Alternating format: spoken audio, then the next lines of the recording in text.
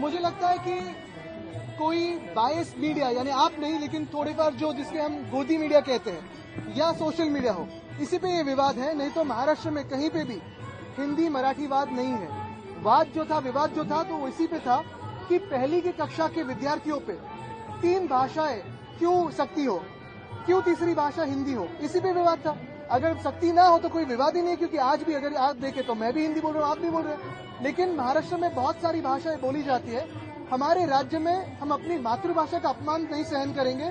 दूसरी बात रही तो किसी भी भाषा की सख्ती नहीं सहन करेंगे, बाकी तो सब चलता है।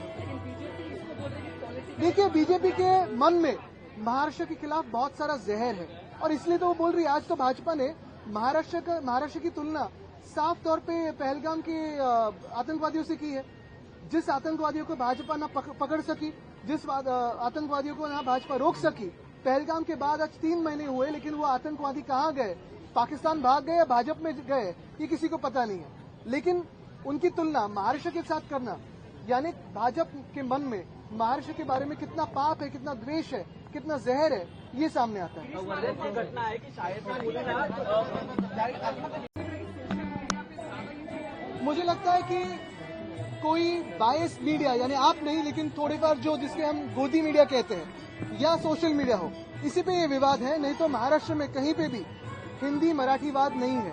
वाद जो था, विवाद जो था, तो वो इसी पे था कि पहली की कक्षा के विद्यार्थियों पे 3 भाषाएं क्यों सकती हो, क्यों तीसरी भाषा हिंदी हो, इसी पे विवाद था। अगर सक्ति ना हो तो कोई विवाद ही नहीं, क्योंकि आज भी अगर आप देखें तो मैं भी हिंदी बोल रहा हूँ, आप भी बोल रहे हैं। लेकिन महाराष्ट्र में बहुत सारी भाषाएं बोली जाती है। हमारे राज्य में हम अपनी मातृभाषा का अपमान नहीं सहन करेंगे। दूसरी बात रही तो किसी भी भाषा की सख्ती नहीं सहन करेंगे, बाकी तो सब चलता है। देखिए, बीजेपी के मन में महाराष्ट्र के खिलाफ बहुत सारा जहर है और इसलिए तो वो बोल रही है। आज तो भाजपा ने महाराष्ट्र की तुलना साफ तौर पे पहलगाम के आतंकवादियों से की है।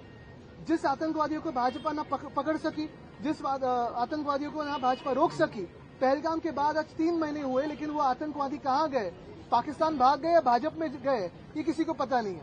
लेकिन उनकी तुलना महाराष्ट्र के साथ करना, यानी भाजपा के मन में महाराष्ट्र के बारे में कितना पाप है, कितना द्वेष है, कितना जहर है, ये सामने आता है। घटना है कि शायद